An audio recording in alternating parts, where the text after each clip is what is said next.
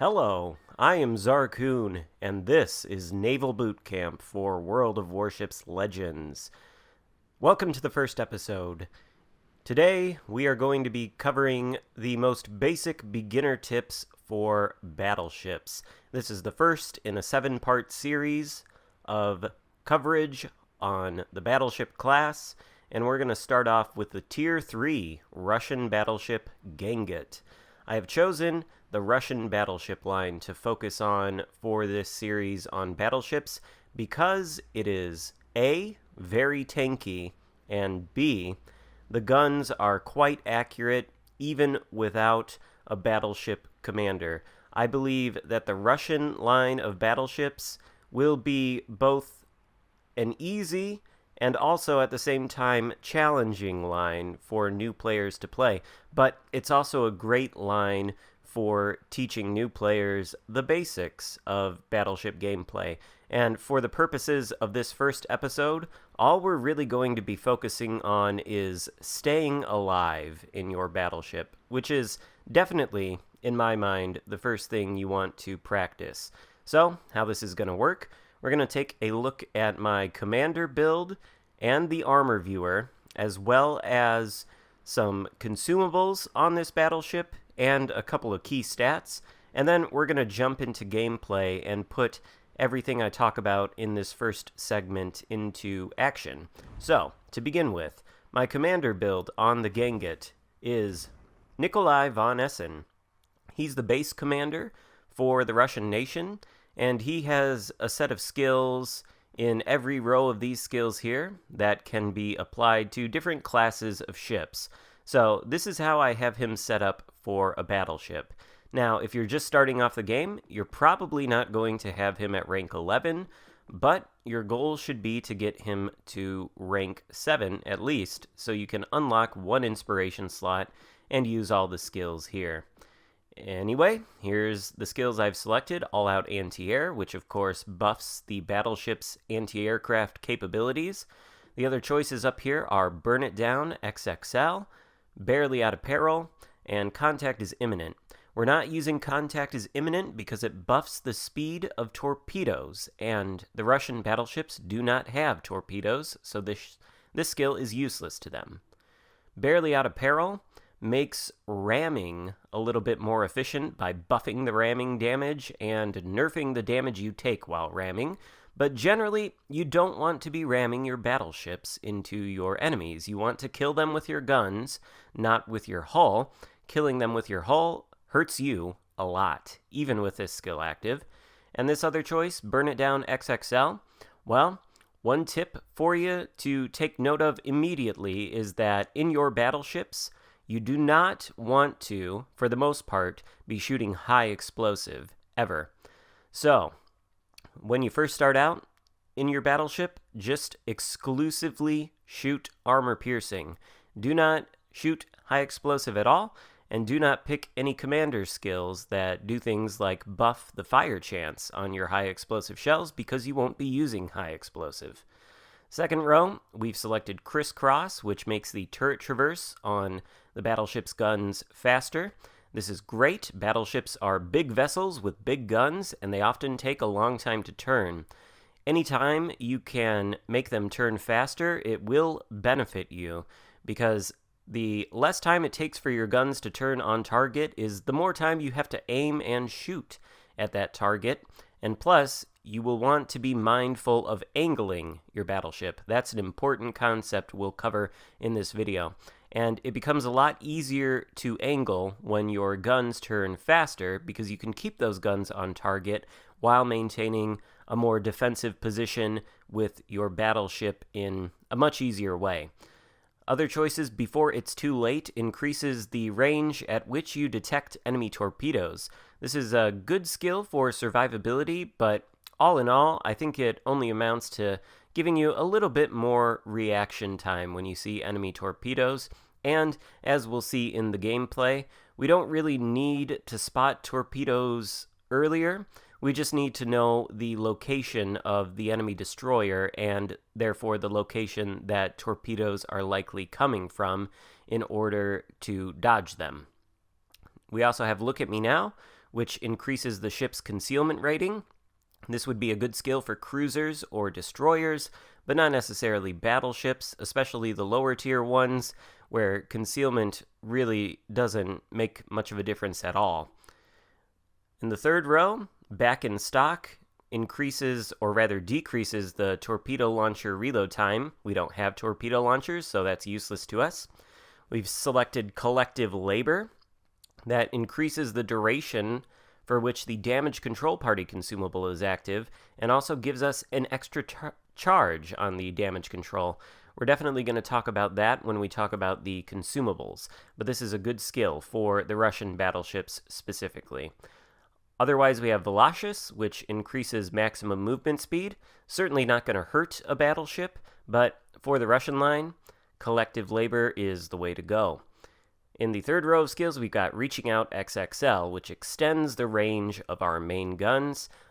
I think that's pretty self-explanatory why that is useful on a battleship. And then our other options are Steer Clear, which reduces the rudder shift time, i.e. makes the ship a little bit more responsive when you hit the left analog stick to start turning. Certainly not going to hurt, but not probably going to benefit you as much as Reaching Out XXL on a battleship. And then there's Smoke on the Water. Battleships do not come equipped with smokescreen generator consumables, so this skill is useless for battleships, but it might be useful for destroyers. In the legendary row of skills, we have selected Fully Packed, which gives us an extra charge of all consumables. Very useful on a battleship, particularly because battleships are, for the most part, all up and down the line, the class that you see the repair party consumable on most times. And the repair party consumable is the heal. So if you can get a couple extra heals, that's obviously going to benefit you tremendously and make it easier for you to survive in the long run. There's also Will to Rebuild, which essentially gives you a passive heal. If you get reduced to less than 20% of your HP, then this skill will automatically activate and bring you back up to 20% HP.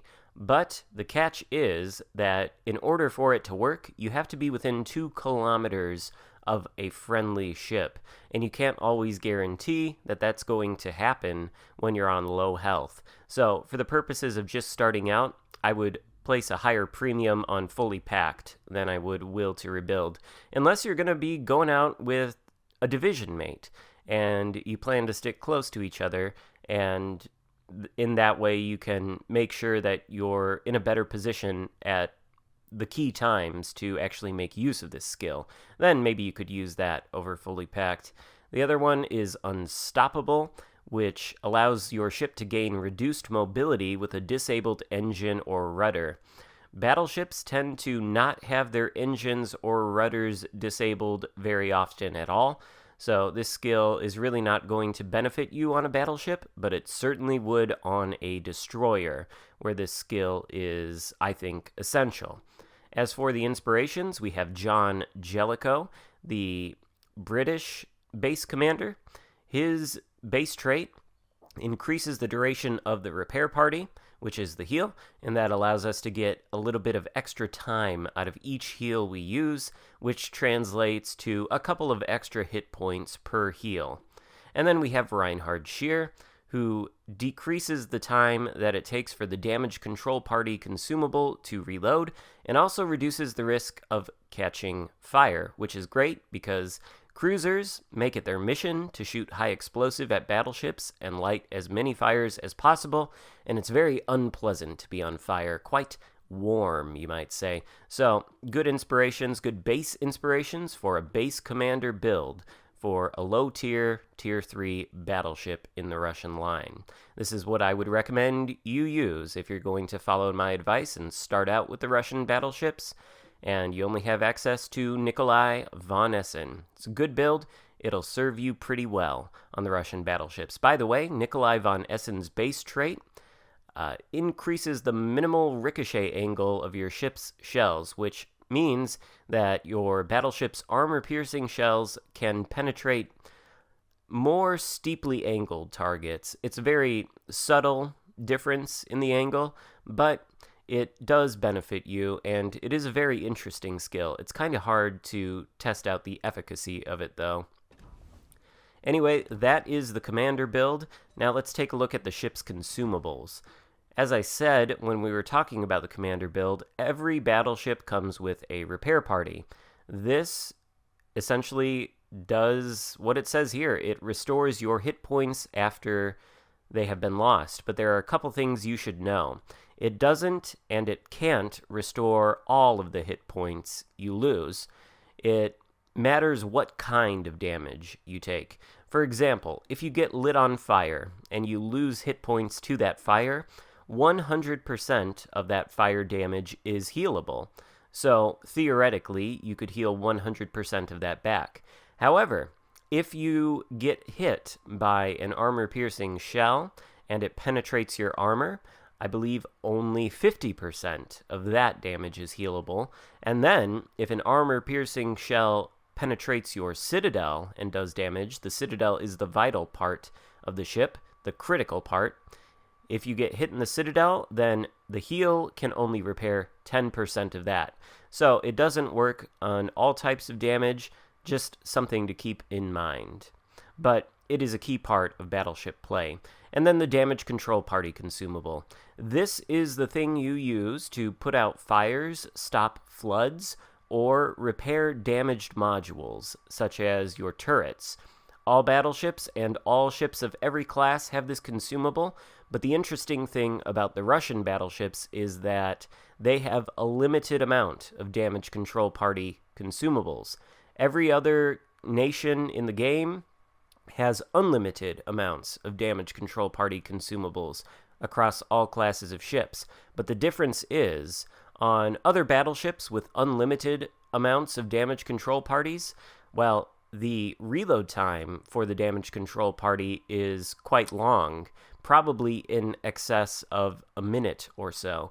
But on the Russians, since they have limited damage control parties, the trade-off or the benefit is that the reload time on these are drastically reduced. You can see here with the commander build I have featuring Nikolai von Essen, the reload time on this damage control party consumable is 38.6 seconds, which is very, very fast. Only a little bit longer than it takes to reload your guns. The consumable duration is also 11 seconds. So when you activate the damage control, that 11 seconds is how long the damage control stays in an activated state, and during that time you cannot be lit on fire or have flooding inflicted upon you either.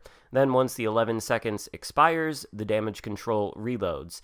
And when it's on the reload, obviously you can't use it, which means if you get set on fire or you start flooding, or you get hit by a torpedo and it causes flooding while the damage control is reloading, then the fire or the flood or whatever it is going to continue to do damage to you until your damage control party reloads again, and you can use it to stop the fire or the flood. So this is a very key part of battleship play, is managing your damage control party efficiently. And I think the fact that the Russian battleships have a limited number of damage control party consumables is both a blessing and a curse to new players, because there isn't as much room for error as there might be on other nations' battleships, but at the same time, keeping in mind that you only have a limited use of this consumable should make you think about when you're deploying it more often,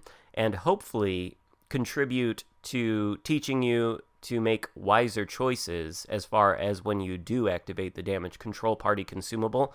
And if you use the build that I just showed you, you can get 5 of these, which means that if you do make a mistake, say you get lit on fire one time and you reflexively hit the damage control to put it out, well, that is what I would consider a mistake. A single fire is not going to kill you if you get lit on fire in a battleship. You generally don't want to put out a single fire, but if you do, and you realize that that is a mistake, at least you only have to wait 38.6 seconds before your next damage control party consumable comes back online. So it's both a benefit and a curse for new players. The last thing we really want to look at before we jump into the gameplay is the guns. So the Gangut has 12 305mm guns. For the most part, all battleships at Tier 3 have the same sized guns, that is 305mm. And this is important when we look at the armor of the Gangut and other battleships at Tier 3. The armor is a little bit... This is probably going to be the most complicated part of the explanation of this video, but armor is designed to block AP shells, essentially. And the Gangut is very, very heavily armored. It's the most heavily armored battleship at Tier 3. In order to make use of the armor, though, you have to angle it. So pretend for a moment that the camera view in this port is the view of an enemy ship aiming at this Gangut. Now, if the enemy ship sees the Gangut at this kind of angle and shoots into any of this orange or red armor plating along the sides, well, then that plating is angled, and it is going to bounce the battleship's AP shells or shatter them, and then the Gangut will take no damage. So angling is a very important part of staying alive in battleships. It is, in fact, the most important part. What you want to do when you are facing an enemy is show them an angle much like this. If you show them the flat side of your ship like this, however, this is called going broadside. Even though you do have a lot of armor on your broadside, it is much easier for armor-piercing shells to pen flat surfaces. They can't pen well-angled surfaces, but they can pen flat surfaces. And if they do, well, behind all this red armor is your citadel. This is the vital part of your ship. It gets penetrated by other battleships' armor-piercing shells, and if it does get penetrated, then you take the full amount of damage from the armor-piercing shell. So looking back at the stats once more, you see the maximum AP shell damage of the Gangut is 8,600. You will not see one of your AP shells do 8,600 damage unless it hits another ship's citadel. So your goal in your first steps into battleship gameplay should be protecting your own citadel as well as hitting the citadel of other battleships.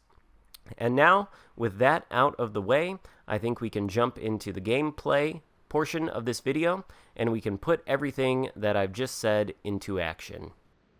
Alright, so for the gameplay portion of this video, we're going to be on the map Ring in a domination mode game. And our primary focus is going to be staying alive in this game, and that should be your primary focus as a new battleship player. Now note that I have the armor-piercing shells selected. You can see them in the bottom right-hand corner of the screen. When you first load into your very first battleship game, you're probably going to have the high explosive loaded by default. You're going to want to switch to the armor-piercing as soon as you can. And generally, as a new battleship player, you are only going to shoot the armor-piercing. The mark of a new and inexperienced battleship player who doesn't know what they're doing is somebody who presents their flat broadside to enemy battleships, or enemy ships in general, is kind of stationary, not really moving around too much, and shoots high explosive. Now, if you present flat broadside to an enemy battleship and you shoot high explosive, and that enemy battleship happens to be an experienced player who knows what he's doing, he is going to be firing AP back at you. And if you're flat broadside, well, the AP is going to penetrate your armor, it's going to hit your citadel, and it could potentially kill you in one salvo. Meanwhile, you shooting HE back at the battleship who has your broadside, you'll find that it doesn't do nearly as much damage to him as his armor-piercing does to you. So get the HE out of your head right away, switch to the armor-piercing. Now, we're heading toward the Alpha Cap here, and we see a cruiser out there, also a battleship, we have to keep in mind that we don't want to show that battleship our broadside. However, we also see a destroyer out here. So, there are 3 enemy ships out near this cap, and actually a 4th one coming into view, another cruiser. So, we're immediately turning away.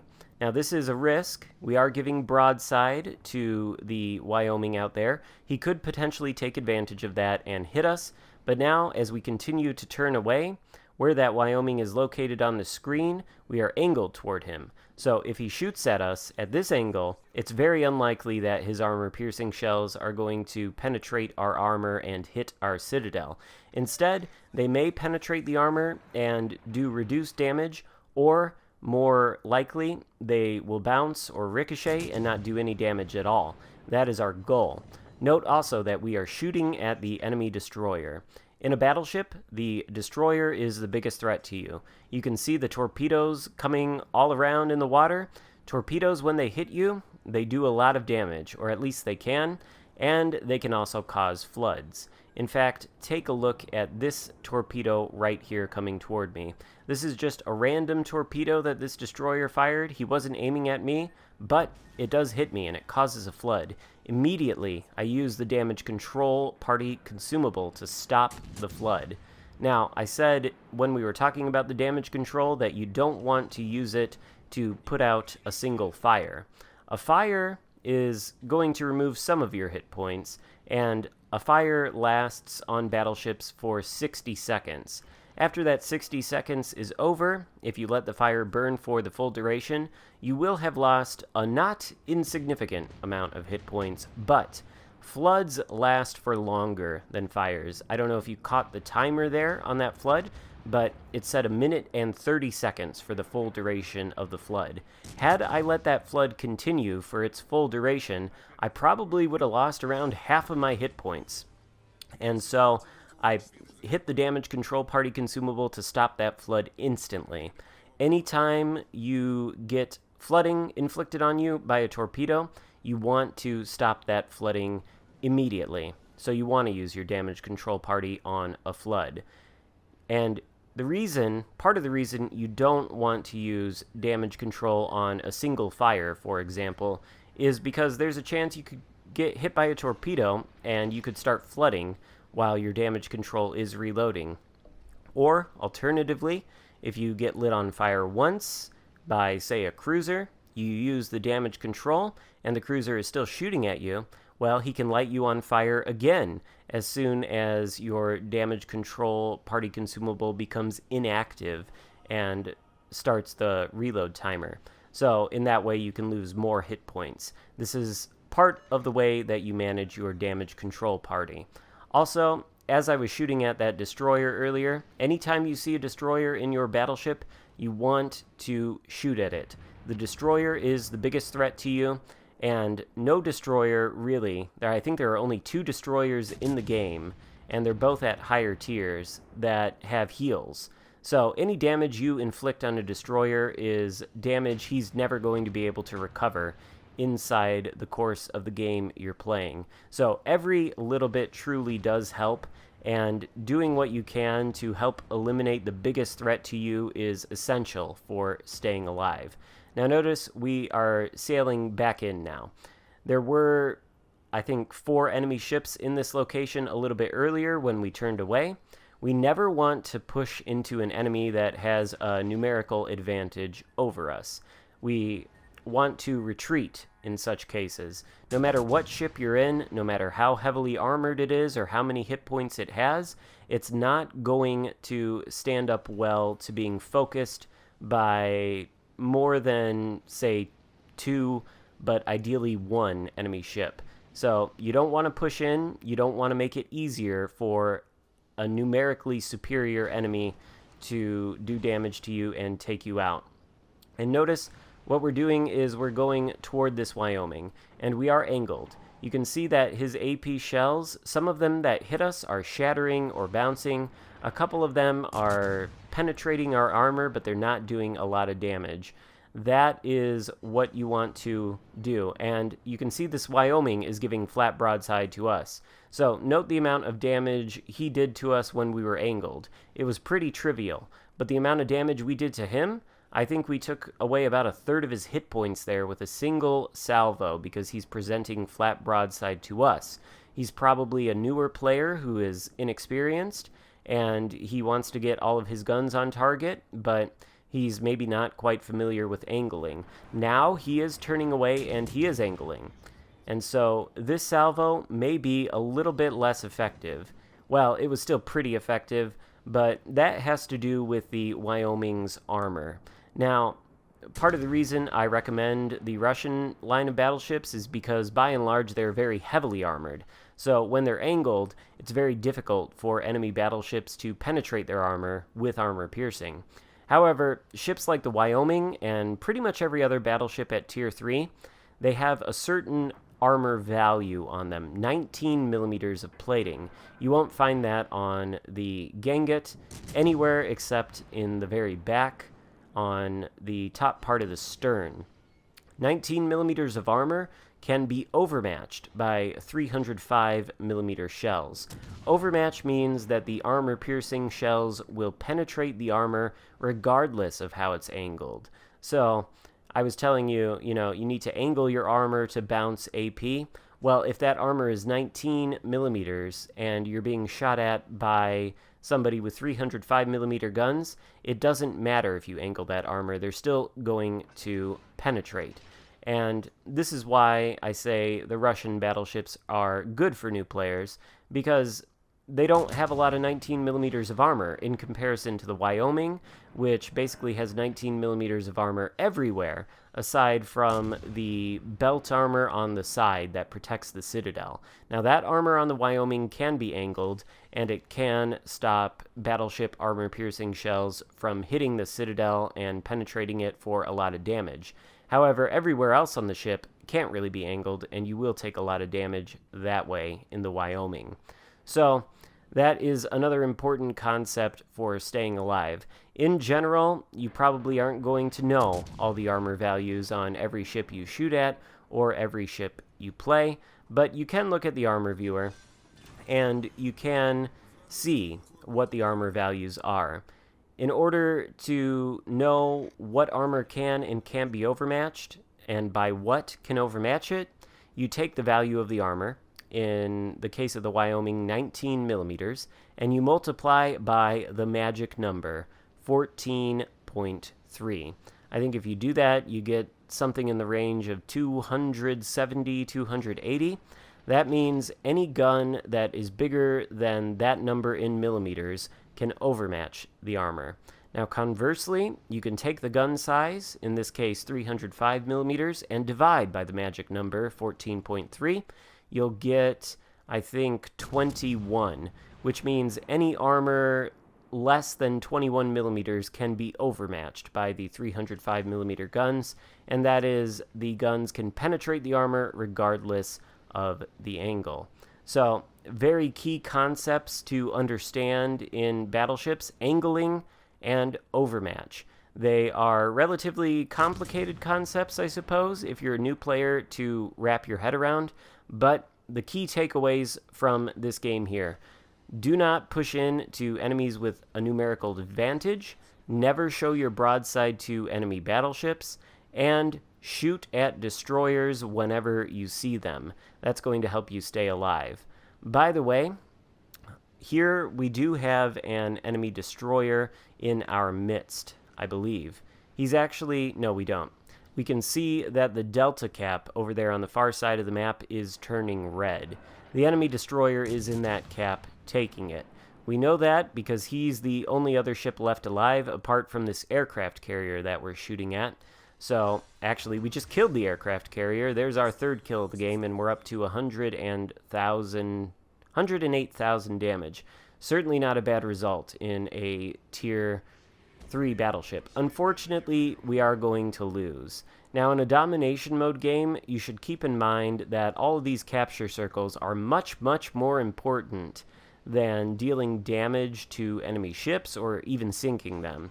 When you take a capture circle in a ship, then the capture circle turns the color of your team. So if I took a capture circle, it would turn blue. And then every, I think, 3 seconds or so, you get a certain amount of points from that capture circle. And as long as your team holds the capture circle, you continue to get points from it.